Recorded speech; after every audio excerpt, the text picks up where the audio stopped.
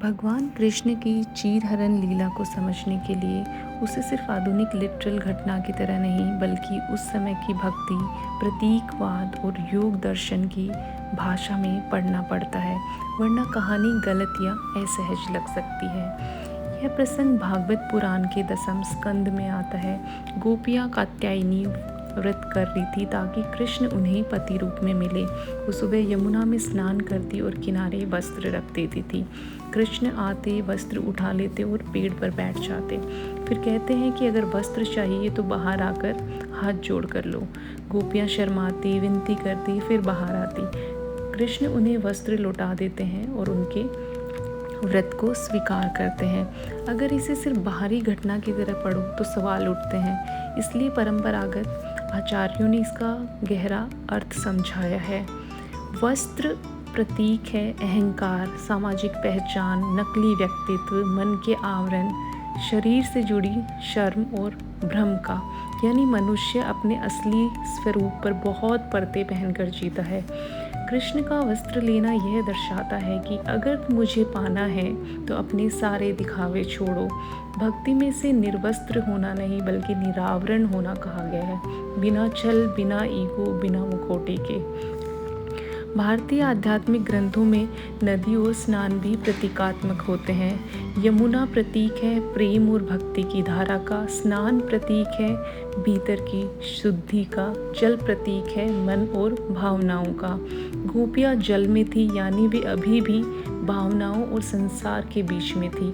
कृष्ण उन्हें बुलाते हैं, यानी अब आधे अधूरे नहीं, पूरी तरह समर्पित हो। कृष्ण का ऊंचे पेड़ पर बैठना भी प्रतीक माना गया है। परम चेतना ऊपर है, आत्मा नीचे संसार में उलझी है।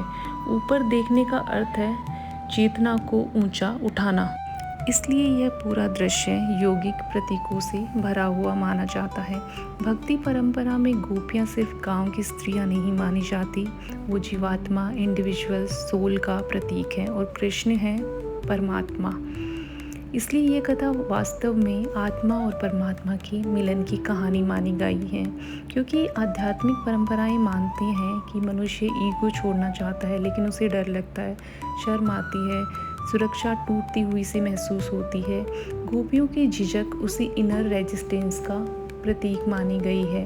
जीवा गोस्वामी और अन्य वैष्णव आचार्यों ने लिखा है कि ये लीला काम नहीं बल्कि परम प्रेम का प्रतीक है। उनके अनुसार कृष्ण ने किसी की देह का अपमान नहीं किया बल्कि भक्त की अंतिम आसक्ति को वो तोड़ रहे थे ताकि प्रेम पूर्ण हो सके। आधुनिक युग में लोग इसे 3 तरीके से गलत समझ लेते हैं। वो सिर्फ मजाक या रोमांस समझते हैं, जबकि मूल परंपरा इसे आध्यात्मिक प्रतीक मानती है। इसे लिटरल हिस्टोरिकल इवेंट मान लेते हैं, जबकि पुराणों की भाषा बहुत सिंबॉलिक और पोएटिक होती है। इसको लेकर गलत व्यवहार को जस्टिफाई करते हैं, जो कि सबसे बड़ा कन्फ्यूजन है। धार्मिक कथा का अर्थ यह नहीं है कि वास्तविक जीवन में किसी की प्रिवेसी या कंसेंट तोड़ा जाए। अगर एक लाइन में कहें तो कृष्ण का चीरहरण शरीर का नहीं, अहंकार का हरण माना गया है। और गहराई से बोले तो जब तक इंसान अपने सारे मानसिक आवरण नहीं उतारता तब तक वह परम प्रेम को पूरी तरह अनुभव नहीं कर पाता। इसलिए भक्ति साहित्य में यह प्रसंग शर्म, प्रेम, सरेंडर और आत्मिक ओपननेस का मिश्रण माना जाता है, ना कि साधारण चोरी या छेड़छाड़।